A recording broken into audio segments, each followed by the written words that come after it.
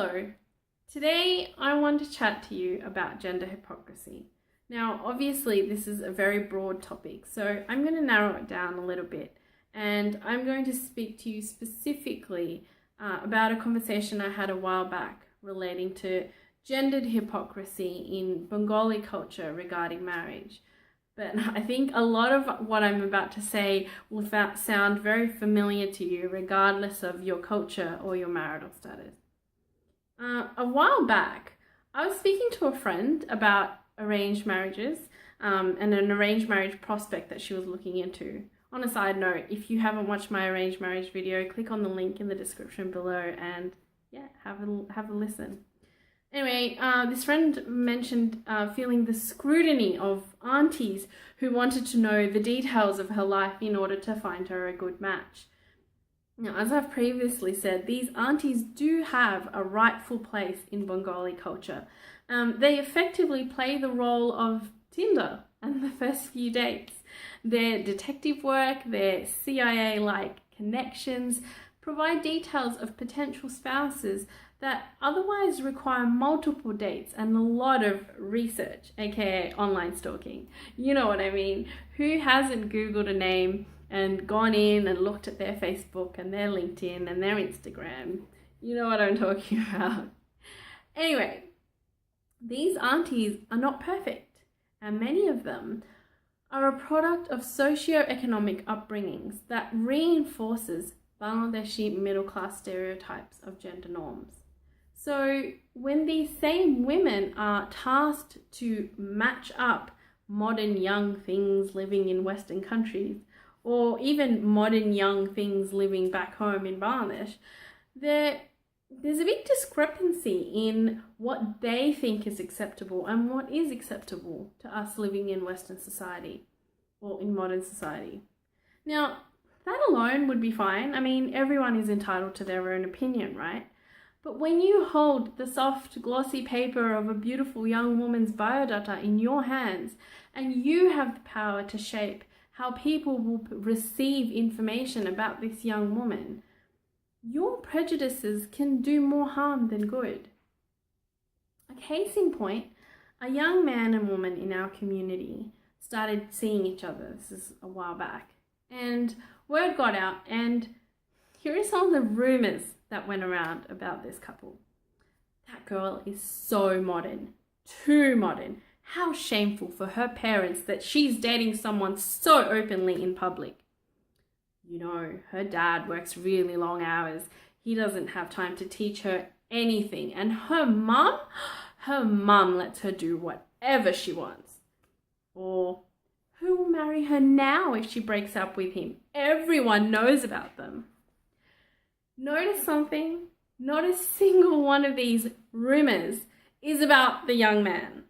Instead, the aunties, the uncles, and the community all spread gossip about the girl and even her family. Now, first of all, it is none of your business what she does and who she does it with. You aren't Neighborhood Watch, and even if you were, this ain't a kidnapping.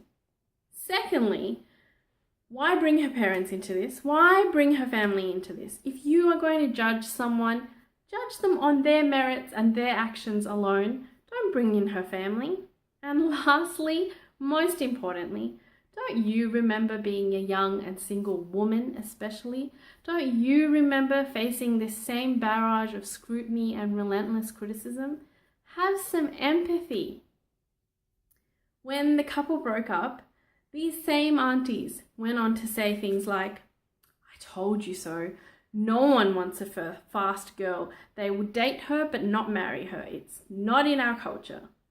Again, completely missing from this narrative, from these conversations that these aunties were having, is any comment or criticism directed towards the other 50% of the equation, aka the young man. The woman is to blame for being interested in someone. The woman is to blame for dating someone, and the woman is to blame for breaking up with them, because of course the breakup has to be the woman's fault.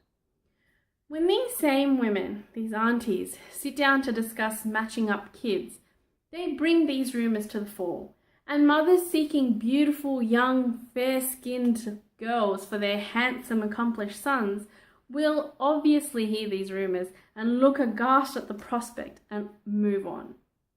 Does it matter to these aunties that the accomplished, handsome son who is stated to be 6 foot and fair in his biodata is actually 5'8" and not that fair? Not really. Does it matter that he's had a string of girlfriends that everyone knows about? Not really. Does it matter that he has bad habits and his partying and spending is out of control? Not really. Why? Because in our culture, the man is young and impressionable and biye korle shob thik hoye jabe, which means everything will be all right after marriage. Why? How? Is it because you are going to marry him off to a virginal young woman who will magically be able to rein him in and discipline him in a way that you, as his mother, have not been able to? She has to be young enough so that you, as a mother-in-law, can mold her to your liking. She has to be pretty enough to entice your son, but also mature enough to be able to discipline him. Add to that, she now needs to be accomplished, but not more than him. God forbid that she have a PhD and he doesn't. She has to be shorter and younger than him because, of course, our men, or at least their mummies, have complexes. I feel that even young men and women raised in Western societies are not as progressive as they could be or as we would like them to be, because of the sheltered communities that they've lived and grown up in, and the lack of, frankly, intelligence and broad-mindedness in those spheres. Parents that have raised their kids in Western societies need to stop being so scared of their kids becoming white or out of control if they mix with broader society. Even people back home in Bangladesh have moved on from such narrow thinking. It's been disappointing to see young men and women go through this embarrassing rumor mill process, and yet once they're through, somehow forget all about it and continue to propagate these same stereotypes and play the same auntie role. If you, as someone who's gone through this yourself, end up adopting this mindset, even though you've had the good fortune to be raised in a more open and tolerant society, then you're only going to end up teaching your kids the same thing and not breaking this vicious cycle. So to the young men and women out there who are being matched up and entering the world of parenting, please make sure that you teach your kids about being more accepting so that we eventually phase out these old-fashioned stereotypes within the next generation or so. Why is that important? Not only because this mindset is narrow and unforgiving, but it's actually quite dangerous. There are women out there who have genuinely admitted that they would stay in abusive relationships if it meant financial security. There are young women out there who live at home and who see their dads beat their mums. And they don't do anything about it. They can't do anything about it. And that's hard to listen to. It takes great effort not just to stand up to your parents, but to acknowledge that change begins within yourself, and that sometimes, even though you're younger, you have to guide your elders. Now, I know I might sound really mean and prejudiced towards men. I'm not trying to be. There are great men out there. I know many, and I am married to one. But men, it's also your responsibility to correct this incorrect way of thinking and approaching gender norms, not only regarding marriage, but in all walks of life.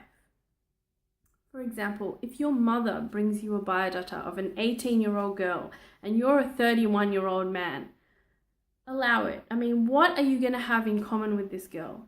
Now, that sounds a bit ageist, and if you do actually click, then good for you, age is just a number. But this whole concept of the girl having to be so much younger than the guy is just so outdated. And make sure your own biodata hasn't been spun to talk up your height and your complexion. If your father tells you that there's no point in pursuing this biodata of a girl that you've come across because she earns more than you or she's more educated than you, stand up for her and let them know that financial parity is more than acceptable to you and you'll happily live with it. If the auntie at the party you're at makes a snide comment about you being the stay-at-home dad while your wife goes back to work, call her out on it in front of everyone and let her know that you were equally responsible for bringing your baby into the world and therefore equally responsible for its upbringing. If your co-worker makes sexist jokes about the new girl in the office and her skirt or her clothing, tell him off. Make sure he and others know that it's not okay. If the guy on the bus is perving on the woman sitting opposite him, move and stand in the way and make eye contact with him. I see you, I see what you're doing, and it's not okay. And girls, don't put up with the judgment. Don't let it get you down.